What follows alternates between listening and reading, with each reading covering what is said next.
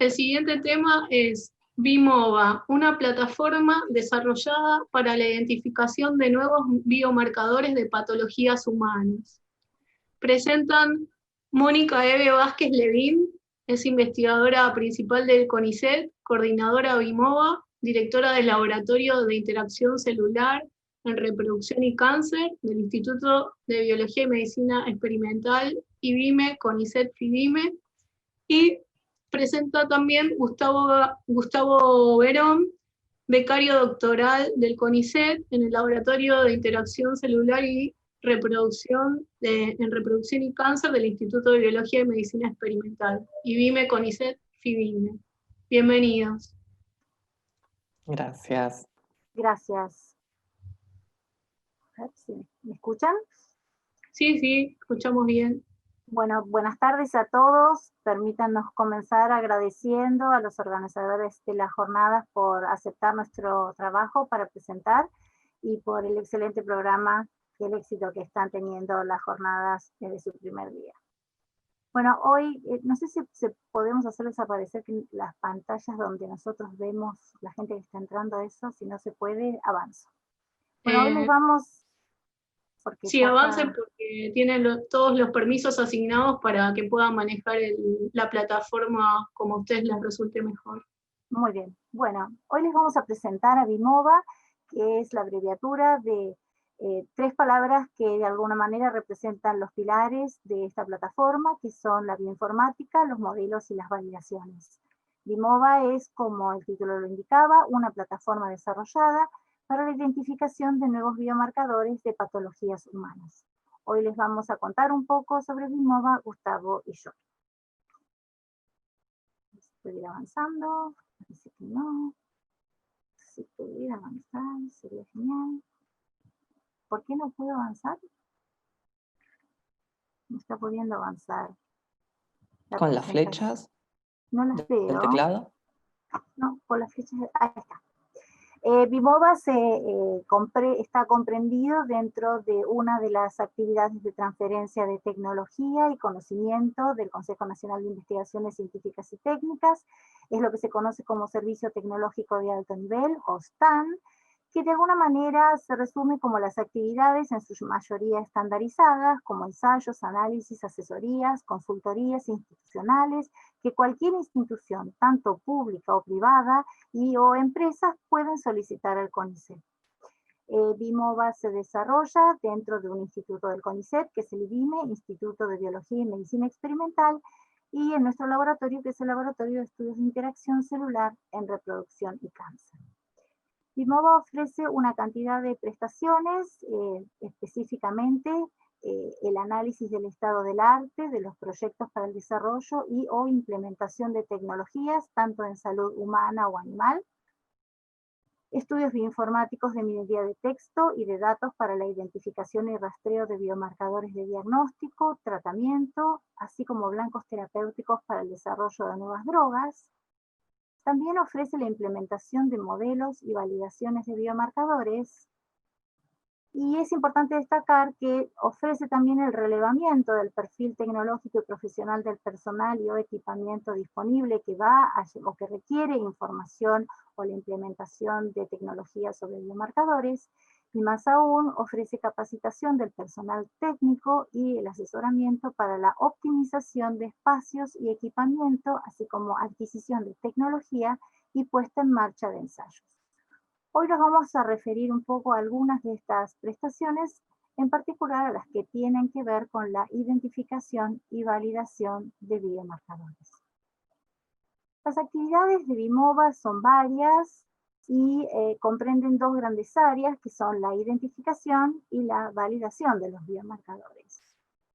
En lo que respecta a la identificación, llevamos a cabo la identificación de biomarcadores candidatos, y para eso hacemos un análisis exhaustivo de la literatura científica, utilizando diversas herramientas, tanto de minería de texto como de minería de datos. Una vez que contamos con esa información, llevamos a cabo la exploración de los datos obtenidos a través de la detección y curación de registros de las bases de textos, así como de estudios globales. Una vez que hicimos esos estudios, completamos la selección de los biomarcadores candidatos, en particular utilizando como herramienta de filtrado o de selección la relación de la información que tenemos de estos biomarcadores con parámetros clínico-patológicos y con un exhaustivo análisis estadístico de los datos. Para poder continuar con la identificación, necesitamos modelos y diseños de estudio. Para eso, en cada caso, encontramos o buscamos e identificamos modelos celulares que pueden ser para patologías humanas, modelos celulares humanos, y también empleamos modelos animales basados en modelos de roedores o animales de granja. El desarrollo de la caracterización de estos biomarcadores requiere el desarrollo de estos modelos y ensayos analíticos para el testeo de los biomarcadores. Y en esto se comprenden un montón de actividades que no podemos detallar todas, pero para que tengan una idea, comprenden evaluaciones celulares, bioquímicas y moleculares, como ensayos para proteínas de Western immunoblotting, inmunocitoquímica, inmunistoquímica, ensayos de ELISA, diferentes estrategias de clonado y expresión de proteínas, como para generar modelos de análisis, estudios de expresión de transcriptos, estudios de mutaciones, modulación de la expresión génica, y por supuesto, ensayos biológicos y funcionales. Finalmente, y ya en la etapa de validación, realizamos análisis preclínicos en muestras de pacientes y en modelos in vivo. En algunos casos, necesitamos hacerlo a través de rastreo de bases de datos, y en otros, si contamos con muestras, hacemos ensayos con muestras de pacientes. Como se imaginarán, esto es un trabajo en equipo porque comprende muchas áreas, y dado que aborda estudios de biología celular y molecular, estudios de bioquímica, estudios de genética, biotecnología, bioestadística, y en esto es importante destacar que tenemos colaboradores expertos como el licenciado Ricardo Bello, que es un estadístico y matemático. Tenemos colaboradores en el área de medicina, tenemos colaboradores en el área de veterinaria, en bioinformática llevamos a cabo algunos estudios y tenemos colaboradores nacionales e internacionales, y también contamos con colaboradores en el área de bioingeniería. Ustedes se dirán por qué BIMOVA se concentra en la identificación o en el estudio de biomarcadores. Bueno, hablemos un poco de los biomarcadores. La palabra biomarcador, como ustedes saben, sintetiza o es una manera corta de decir marcador biológico. Y si ustedes buscan en la literatura o en las páginas web, hay muchas maneras de definir a biomarcadores, y para hoy trajimos una que es la que aparece en el sitio web de la empresa Hoffmann La Roche, y que lo define como una sustancia o evento físico que puede medirse y correlacionarse con la salud, la enfermedad o un tratamiento farmacológico. La tecnología o el concepto de biomarcador no es algo reciente, sino que creo que todos nosotros hemos estado en contacto cada vez que vamos al médico o que vamos a un estudio clínico con el concepto de biomarcadores, y traje dos ejemplos. Un biomarcador macroscópico de enfermedad cardiovascular es la medición de la presión arterial, y quizás un poco ya acercándonos a las tecnologías de las que se hablaron en las jornadas, a nivel molecular, la expresión de ciertos genes se usa como biomarcador para determinar la terapia adecuada para pacientes con cáncer. Bueno, entonces los biomarcadores son un componente clave en los enfoques de atención médica personalizada. Y no solo eso, sino que los biomarcadores también son esenciales para diseñar estudios clínicos y definir su resultado previsto o esperado. Es importante destacar que el mercado mundial de biomarcadores ha aumentado la demanda en los últimos años debido al rápido crecimiento de la población, a los avances científicos, resultados de los proyectos de investigación y desarrollo, y los de las industrias de IT o de tecnologías de la información. Y esto ha sido clave en el crecimiento de este área dentro de la medicina humana y animal. Y para esto es importante destacar que grandes de los aportes o empujes que han dado al desarrollo de este área son los aportes que provienen de los estudios de genómica, de transcriptómica, de proteómica y de metabolómica, que en muchos casos los puede hacer cada área que quiera identificar biomarcadores, pero en todo caso provienen muchos de bases de datos, algunos repositorios públicos y otros privados, que permiten contar o acceder a información de estudios globales, tanto para el área de genómica, de transcriptómica, y de proteómica y metabolómica, y cada vez van a haber más ómicas. Ya hemos escuchado varias charlas que nos ponen en alerta de todas las áreas que deben ser estudiadas para comprender la salud humana y las patologías. Y por supuesto, los sitios de trials clínicos, que son los que permiten manejarse con los conceptos que tienen que ver sobre abordajes para poder accionar sobre las diferentes patologías. Ahora bien, teniendo en cuenta toda esta información, podemos imaginarnos que el campo de los biomarcadores es sumamente amplio y comprende los biomarcadores de screening, de diagnóstico, de respuesta farmacodinámica, de pronóstico, de predicción, de susceptibilidad y riesgo, de seguridad, y también, y muy importante, biomarcadores que se establecen como blancos terapéuticos para el desarrollo de nuevos fármacos. Esto todo está comprendido dentro de una filosofía que tiene que ver con el mercado de la salud y del bienestar, que está creciendo en todos los países. Si uno revisa, digamos, la literatura al respecto, hay un concepto que está claro para este siglo, que es la cultura de la salud.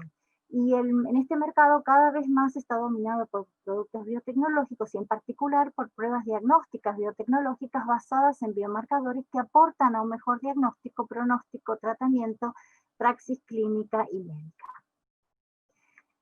Es importante poner el desarrollo de biomarcadores en el contexto de los desarrollos económicos y sociales de nuestro país y del mundo.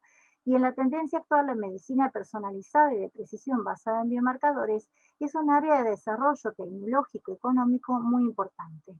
Por eso les traje algunos números y que se basan en que este área tiene un crecimiento sostenido, un ritmo de innovación muy elevado, una alta rentabilidad, bajos tiempos de llegada al mercado y un atractivo como fondo de capitales privados. Y esto no es menor cuando queremos desarrollar nuevas tecnologías en el área de salud.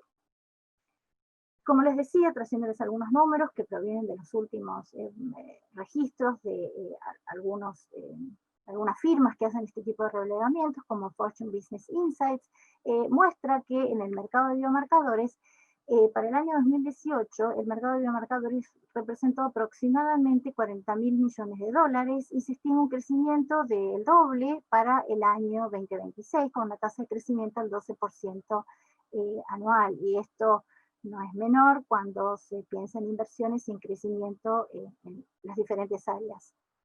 En la actualidad, este crecimiento de este mercado está, tiene como mayor, está concentrado por los Estados Unidos, que representa el 42% del mercado total, y esto está basado en las grandes tecnologías que manejan. Dentro de estos, los biomarcadores de cáncer son los que llevan la vanguardia, representando un 55% del mercado, y a la firma Hoffmann Roche como empresa líder en este área. Pero no solo es importante lo que está ocurriendo ahora, sino que se proyecta un crecimiento en el área de biomarcadores de patologías cardiovasculares y neurológicas, como un área, digamos, frontera para los próximos años, crecimiento mucho en las áreas del Asia y Pacífico, y todo esto está marcado por la adopción de la medicina personalizada y el interés en el desarrollo de productos basados en biomarcadores clínicos. Entonces, es un área que no es solo relevante desde el ámbito académico, sino que también es un área relevante y que puede ser importante en los desarrollos económicos, en particular en nuestro país. Y también hay que tener en cuenta, porque todo lo que se hace en biomarcadores en el área, digamos, molecular, impacta en lo que hoy se conoce como el área de biomarcadores digitales, que comprende diferentes estructuras o diferentes plataformas, como las plataformas digitales, las aplicaciones móviles, los software específicos, los wearables, los biosensores y los sistemas de integración de datos. O sea que todo lo que tiene que ver con la identificación de biomarcadores también va a impactar en otras tecnologías que, como ven, son muy rentables, porque el mercado europeo de biomarcadores digitales representó 118 millones de euros en 2019 y crecerá un 40% anual durante la próxima década. Así que es un área de gran interés económico para el desarrollo ahora y en el futuro.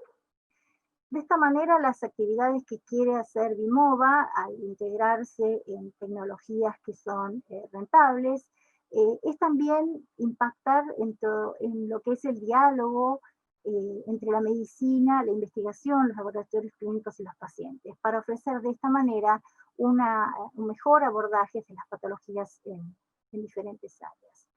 Esto lo creemos fervientemente porque creemos que en la medicina personalizada, la investigación básica, que es el área de donde nosotros venimos, tiene que hacer una transición eficiente a las aplicaciones clínicas para el beneficio de la salud. Creo que la ciencia se tiene que integrar cada vez más a las aplicaciones clínicas, el diálogo tiene que ser cada vez más fluido, y de esto va a redundar en un beneficio de la salud. Y de esta manera participaremos bien activamente de la producción de conocimiento y de tecnologías para la salud, que es lo que en algunas áreas se conoce como From Bench to Bedside. En nuestro laboratorio hemos desarrollado a lo largo de más de 20 años diferentes proyectos que tienen que ver con las áreas de reproducción y cáncer, y que sirven de ejemplos como para mostrar las tecnologías que en Bimova podemos acompañar en el desarrollo de nuevos biomarcadores. Nos pareció interesante traerles algunos de estos ejemplos, que los vamos a comentar muy brevemente. Algunos de los ejemplos de cáncer los voy a hacer yo, y luego les voy a pasar el mando a Gustavo, que les presentará algunos de los proyectos que se han desarrollado en el área de reproducción utilizando los pilares de Bimova. Nos parece importante estudiar el cáncer, nadie duda de la relevancia del cáncer como patología, porque es la segunda causa principal de muerte en países de altos ingresos. Para el año 2018 se estimaron 18 millones de nuevos casos y 10 millones de muertes por cáncer en el mundo. Más allá del enorme esfuerzo que numerosos laboratorios de investigación y empresas farmacéuticas desarrollan en torno a esta patología, se proyectan 22 millones de nuevos casos en los próximos 20 años, y desafortunadamente una gran cantidad de los casos, más del 60% de los nuevos casos y 70% de las muertes, ocurre en las zonas de América Central y del Sur, impacta fuertemente sobre nuestro país, así como en África y Asia. En particular, los proyectos que hemos desarrollado en el laboratorio en el área de cáncer se desarrollaron alrededor de tumores sólidos, que nos interesan por su alta prevalencia, y en particular nos interesan los carcinomas, que son los que derivan del epitelio. Cuando hablamos de epitelios, nos concentramos en analizar los complejos moleculares que hacen que las células epiteliales se mantengan unidas, y qué es lo que se desregula en una gran proporción de los tumores, y en particular nos interesan las uniones adherentes, y cuando hablamos de las uniones adherentes, nuestros estudios se han enfocado en torno a caderina epitelial, cuyo gen es CDH1, que tiene 16 exones, y que da un transcripto único funcional que va a traducirse en la proteína que va a formar parte de ese complejo que hace que las células epiteliales estén juntas, y se sabe que la desregulación de cadena epitelial es clave en el proceso de la progresión tumoral en muchos carcinomas y no en todos. Si uno utiliza esta herramienta que se llama DiGeNet, que es una plataforma que permite encontrar asociaciones gen-enfermedad y que fue desarrollada por la doctora Laurine Furlong, que es la directora de un grupo de informática en el INIM en Barcelona, y que se formó bajo mi dirección en Argentina hace unos años. Bueno, cuando uno pone la palabra CDH1, que corresponde al gen de cadena epitelial, en el centro y busca cuáles son las patologías, se encuentran muchas patologías asociadas a este gen, y en particular muchos tumores, de los cuales nosotros hemos estudiado cáncer de próstata, vejiga, ovario, mama, endometrio, cáncer colorectal. Hoy les voy a contar algunas cosas sobre cáncer de mama y cáncer de endometrio. En particular, el cáncer de mama nos parece importante estudiar porque es el de mayor incidencia en mujeres, con más de 2 millones de casos por año, y es causal de la mayor cantidad de muertes por cáncer en mujeres, con más de 600.000 muertes por año. Y más allá de los enormes avances que se han hecho en la temática de cáncer de mama y biomarcadores moleculares, hoy todavía los tumores se clasifican a través de una evaluación inmunistoquímica que permite subdividir a los tumores o tipificar a los tumores en varios grupos, de los cuales para nosotros resultó de gran interés evaluar o tratar de indagar sobre los tumores que se denominan triple negativo, que no son un alto porcentaje, pero que se caracterizan por su alta agresividad, recurrencia a distancia y elevada mortalidad, y por identificar que no hay biomarcadores ni blancos terapéuticos. En relación a este subtipo tumoral dentro del cáncer de mama, nos pareció interesante contarles que en el laboratorio identificamos una variante de empalme o de splicing de caderina epitelial que, digamos, que cuando uno pone cuando uno identifica, cuando uno busca mutaciones en este sector del gen, en diferentes tumores, en particular en cáncer de mama, utilizando la plataforma COSMIC, se encuentran que varias de las mutaciones identificadas en tumores de mama podrían producir un splicing aberrante y dar lugar a esta variante. Con eso en manos, digamos, decidimos profundizar un poco más de los estudios. Aquí ven la molécula de caderina epitelial y pueden ver, esta sería la traducción, digamos, a la secuencia génica y identificar esta mutación que podría dar lugar al splicing aberrante. Interesante fue ver que, y esto fue el resultado de los estudios de tesis doctoral de las doctoras Matos, Lapic y Rosso, pudimos ver que al generar un modelo de células tumorales que sobreexpresan esta variante, las células sufren una serie de cambios, en particular este que se denomina transición epitelio-mesenquimal, y que hace que las células se vuelvan más agresivas y reproduce claramente lo que ocurre en los tumores. Más aún, lo que pudimos ver fue que los tumores generados a partir de estas células presentan un fenotipo triple negativo. Dentro de ellos, específicamente, el fenotipo Claudin-Low. Esto pudimos reproducirlo inyectando las células en los ratones y viendo que aún en ausencia del soporte hormonal, los tumores crecían, que es lo que ocurre en los tumores de pacientes que tienen fenotipo triple negativo, que se hacen independientes de la presencia no de hormonas. Más aún, hicimos un estudio de caracterización global, y con esto y con la ayuda de muchas herramientas bioinformáticas pudimos determinar que estos tumores se caracterizan por tener muchas vías metabólicas modificadas como ocurren los tumores. Para eso utilizamos varias herramientas. Aquí vemos el ejemplo de la formación de redes a través del Ingenuity Pathway Analysis, y más aún pudimos ver que estos reproducen mucho, como les decía, aspectos que se encuentran en alteraciones en el cáncer. Y utilizando nuevamente la red de Digenet, pudimos identificar cuáles de esos genes aún no están reportados en la literatura, y de allí tenemos para seguir estudiando. De esta manera, este es un ejemplo sobre cáncer de mama. Y creemos que esto nos abre el camino a evaluar la expresión de caderina variante como nuevo biomarcador de fenotipos moleculares, caracterizarla como biomarcador de otros tumores y pensar en que quizás pueda ser un nuevo blanco terapéutico. Y brevemente, para terminar, contarles que en el cáncer de endometrio también lo estudiamos porque es el primer cáncer ginecológico en países desarrollados, con predicciones que anticipan un aumento en la incidencia y la mortalidad, y que en realidad es de gran interés porque en muchos de los casos, en 15-25% de los casos, se diagnostican antes de la menopausia en edad reproductiva. Y teniendo en cuenta que la terapéutica es la remoción del útero, es muy importante pensar que, teniendo en cuenta que no hay biomarcadores, es un área de gran importancia para la salud humana de la mujer. Esta patología es si bien tiene un manejo inicial de buena positividad, una tasa de sobrevida a 5 años del 90%, en el 75% de los casos, que son diagnosticados tempranamente, hay un 25% que se diagnostican en estadio avanzado porque no hay biomarcadores de screening, y la tasa de sobrevida es baja. Y también hay una reclasificación porque es subestimado en un 20% de los casos a casos de estadio avanzado cuando se hace la terapéutica de la esterectomía, y más aún hay un alto porcentaje de los casos en los que hay recurrencias y no hay biomarcadores.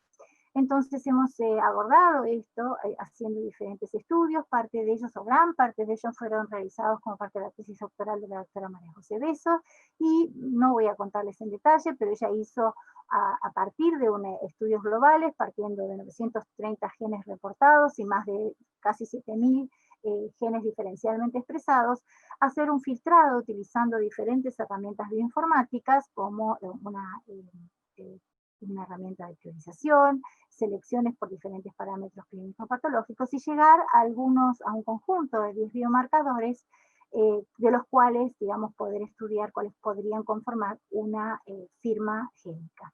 Ustedes tuvieron oportunidad de escuchar el día lunes a María Cecilia Argibay, que conjuntamente con Luciana Montivero y bajo la dirección conjunta de María José y mía, pudieron también abordar esta patología y llegar a 3 biomarcadores, de los cuales uno es TPX2, que también fue identificado en la ruta, digamos, que hizo María José, y que hoy lo pudimos subclasificar con estudios de validación como un biomarcador de recurrencia temprana, y sobre el que estamos avanzando. Cómo a través de la validación y para eso estamos haciendo estudios con hospitales públicos y privados para desarrollar kits de cáncer de endometrio. Y para esto pongo la imagen de Débora Catalano, que está a cargo de esta etapa del proyecto. Y bueno, y ahora dejarlos con Gustavo, que les va a hablar sobre los proyectos de reproducción. Muchas gracias. Ahora voy a compartir la pantalla.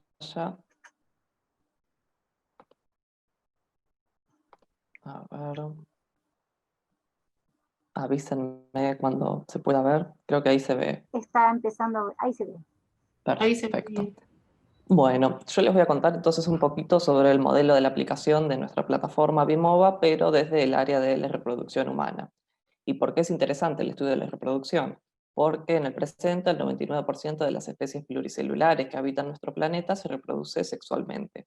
Y este tipo de reproducción involucra la fecundación, que es un proceso mediante el cual el ovocito, que es la gameta femenina, y el espermatozoide, que es la gameta masculina, se encuentran y fusionan para dar lugar a un nuevo individuo. Para darnos una idea, la tasa de concepción en humanos es del 20% de forma mensual, pero esto escala hasta un 85% si consideramos 12 meses. Sin embargo, cuando una pareja no logra un embarazo tras 12 meses de coito sin protección, se habla de infertilidad, que es una enfermedad que afecta del 15 al 20% de las parejas en edad reproductiva a nivel global. En el caso del hombre, el potencial fértil masculino se puede estudiar en una primera instancia, y lo que se ha hecho históricamente, mediante el análisis de rutina del semen, que este es un tipo de análisis que fue estandarizado por la Organización Mundial de la Salud y que permite conocer parámetros como son el volumen seminal, la concentración de espermatozoides, motilidad, vitalidad, morfología y presencia de anticuerpos en el eyaculado. En este sentido, nuestro grupo de investigación, en colaboración con el LAR, que es el Laboratorio de Andrología y Reproducción de Córdoba, estudiamos una gran cohorte de más de 11.000 pacientes para encontrar asociaciones entre distintas condiciones y la calidad seminal. Y como resultado encontramos una asociación negativa entre la calidad seminal y distintas condiciones clínicas, como son la autoinmunidad por presencia de anticuerpos en el eyaculado o la obesidad, estilos de vida o cambios fisiológicos, como son el consumo de alcohol y cigarrillo y el envejecimiento, y distintas condiciones climáticas.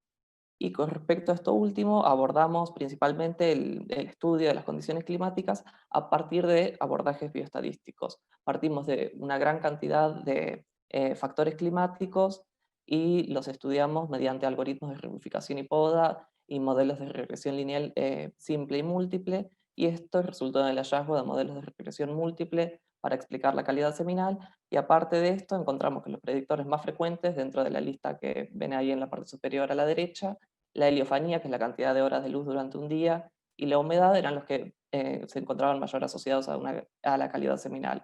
En el primer caso, un aumento de la heliofanía o una disminución de la humedad estaba asociada a una peor calidad en el semen. ¿Y por qué es relevante el estudio del semen más allá de lo que les acabo de decir? Porque hay varias patologías que se relacionan a la calidad seminal y que afectan la capacidad reproductiva del hombre, como puede ser la astenospermia, por anormalidades en la motilidad espermática, oligospermia por anormalidades en la concentración y teratospermia por anormalidades en la morfología. Y es más, estas tres patologías pueden ocurrir simultáneamente en lo que conocemos como oligoastenoteratospermia. Y si bien lo que les acabo de contar puede deberse a factores conocidos como son varicocele, obstrucción, otras causas como infecciones, muchas de estas son de causa idiopática, es decir, no tienen una causa conocida. Es por ello que conocer las bases moleculares, bioquímicas y funcionales de la fertilidad permitirá en algún punto un mejor diagnóstico y tratamiento de la infertilidad.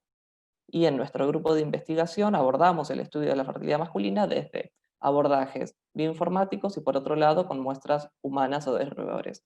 En el primer caso, con el objetivo de relevar mediante minería de texto y datos entidades nobles, es decir, todavía no caracterizadas, asociadas a la fecundación, y luego con estudios con muestras de humanos o de roedores, estudiar el rol de estas proteínas que hayamos encontrado por bioinformática en eventos de interacción de gametas. En primer lugar, para encontrar entidades nobles que estuviesen asociadas a la fecundación, establecimos una colaboración con el CIB, que es el Instituto Suizo de Bioinformática, que justamente son desarrolladores y referentes internacionales en plataformas de datos proteicos. Y con ellos buscamos en el Human Protein Atlas, o HPA, que es una base de datos del transcriptoma y proteoma humanos, proteínas que estuviesen enriquecidas en el tracto reproductor masculino. Específicamente buscamos proteínas que estuviesen enriquecidas en testículo, epidídimo, próstata, todos distintos órganos del tracto reproductor masculino, y este listado inicial luego lo filtramos utilizando UniProt, que es una base de datos de acceso libre que contiene datos de secuencias de proteína e información funcional derivada de la literatura científica. Y esto lo usamos para quedarnos solamente con aquellas entidades que tuviesen una localización subcelular predicha de membrana o secretorias, por el diseño experimental que les voy a contar más tarde. Y llegamos a este listado. A su vez, el segundo listado lo seguimos filtrando utilizando distintas bases. En primer lugar, el International Mouse Phenotyping Consortium, que es un consorcio internacional que busca identificar la función de todos los genes codificantes para proteínas en el genoma murino, es decir, de ratones. Y lo que hicimos fue seleccionar aquellos genes que no tuviesen ratones knockouts caracterizados, para quedarnos solamente con proteínas nobles, de las que no se supiese nada. Después volvimos a usar el Human Protein Atlas y en este caso, teniendo en cuenta que es una plataforma que fue desarrollada para identificar todas las proteínas humanas en células, tejidos y órganos, integrando la información de distintas tecnologías y haciendo especial hincapié en que se utilizaron anticuerpos para su validación. Entonces, en este caso seleccionamos aquellas proteínas que tuviesen un anticuerpo dirigido contra el dominio extracelular. Después continuamos el filtrado utilizando PubMed, que es una base de datos con una herramienta de búsqueda de acceso libre que permite buscar y recuperar literatura biomédica. Y esto lo utilizamos para seleccionar aquellas entidades que no tuviesen ninguna publicación asociada. Y finalmente utilizamos un Nextprot, que es una plataforma exploratoria que permite investigar datos de genes humanos y que incluye información sobre función, localización subcelular, expresión, interacciones y lo que más nos interesó, homología de secuencia. Y en este caso lo utilizamos para seleccionar aquellas entidades que estuviesen asociadas a alguna proteína ya descripta para fecundación. Entonces, haciendo un resumen de todo esto, nos quedamos con entidades que no tuviesen ratones knockouts caracterizados, que tuviesen anticuerpos contra el dominio extracelular, que no tuviesen publicaciones asociadas y que tuviesen cierta homología de secuencia con proteínas que ya están estudiadas y asociadas a la fecundación. Y así llegamos a un listado final de 8 proteínas, 2 asociadas a reacción acrosomal, 4 asociadas a la interacción espermatozoide con ovocito y 2 asociadas a la motilidad espermática. Entonces, ya contando con todo esto y con respecto más que nada a las validaciones bioquímicas, utilizamos técnicas de detección de proteínas utilizando anticuerpos del HPA mediante inmunocitoquímica para detectar la localización y Western immunoblotting para detectar la presencia en extractos proteicos. Y esto lo realizamos para todos los candidatos y en cuanto a la inmunocitoquímica, lo que nos resultó más interesante fue poder localizar a estas proteínas en alguna de las estructuras del espermatozoide, como puede ser el acrosoma, que es un capuchón que recubre a la cabeza del espermatozoide, el segmento ecuatorial, que es el segmento mediante el cual el espermatozoide va a comenzar la fusión con el ovocito, y el flagelo, que es el que le otorga motilidad. Esto entonces lo realizamos para los 8 candidatos, y ahora por cuestiones de tiempo me voy a enfocar en SOI2 y SOI3, que fueron localizadas justamente en estructuras que tienen que ver con la interacción de gametas. Entonces, teniendo esto en cuenta, estudiamos el efecto de la incubación de espermatozoides con anticuerpos específicos en eventos de interacción de gametas. Lo que pueden ver acá es un complejo cúmulus ovocito. En el centro está el ovocito y alrededor todas las capas que lo recubren. La más externa es el cúmulus ovophorus. En este caso utilizamos para evaluar la interacción de espermatozoides con el cúmulus, el ensayo de penetración del cúmulus, la zona pelúcida, que es una matriz celular. En este caso utilizamos el ensayo de misona, y con el olema, es la membrana plasmática que recubre el ovocito, el ensayo de penetración de ovocitos de hámster. En el primer caso utilizamos gametas de ratón, en el segundo humano y en el tercero de hámster. Y en todos los casos encontramos un descenso significativo de la interacción de los espermatozoides con cada una de estas estructuras. Y por último, en este segmento utilizamos la base de datos GIO, que es un repositorio que almacena estudios de expresión global por microarreglos, secuenciación de nueva generación y otras tecnologías. Y para ello encontramos un estudio de expresión de ARN en muestras de espermatozoides de pacientes normospermicos, es decir, con una calidad seminal normal, o teratospermicos, que son aquellos con una morfología espermática anormal. Y en ambos casos encontramos niveles significativamente alterados en muestras de pacientes teratospermicos. En función entonces de estos resultados podemos decir que SOI2 y SOI3 son proteínas nobles localizadas en estructuras involucradas en la fecundación, cuyo bloqueo con anticuerpos condujo a la inhibición de la interacción espermatozoide-ovocito. Y como perspectiva, y volviendo un poquito también a las primeras diapositivas, una muestra por análisis seminal puede ser de calidad seminal normal o una calidad seminal anormal. Y en el primer caso, estas pueden corresponder a pacientes fértiles, pero también con infertilidad idiopática, que es lo que habíamos visto al principio. Entonces, como parte de mi formación postdoctoral, ahora nos propusimos como objetivo determinar la presencia o ausencia y los niveles de las formas proteicas de SOI2 y SOI3 en muestras de pacientes en consulta por infertilidad. Para ello vamos a utilizar la técnica de Western Immunoblotting para detectar los niveles o la presencia o ausencia, con la idea de encontrar niveles alterados en alguno de estos casos para las proteínas que les mencioné. Pero todo esto son perspectivas que planeamos hacer pronto. Entonces, y como mensaje de este segmento, me parece importante destacar que el uso de herramientas bioinformáticas permitió encontrar entidades moleculares no caracterizadas y posiblemente asociadas a la fertilidad masculina, y que SOI2 y SOI3 son proteínas localizadas en regiones implicadas en el reconocimiento de gametas y que aparte están involucradas en eventos de interacción espermatozoide-ovocito. Y para cerrar, me gustaría que se lleven la idea de que Vimova es una plataforma de identificación, validación y aplicación de biomarcadores, y es importante recordar que un biomarcador puede ser tanto una entidad molecular, como lo que les conté recién, como un parámetro fisiológico, que sería lo que les contamos también al principio. Y desde este lugar, Vimova aborda el estudio de la fisiopatología a partir de enfoques bioinformáticos, bioquímicos, celulares y clínicos, y de esta forma lo que buscamos es llevar a la identificación de biomarcadores que a su momento podrá facilitar el diagnóstico, seguimiento y la elección de tratamientos eficientes en el manejo de distintas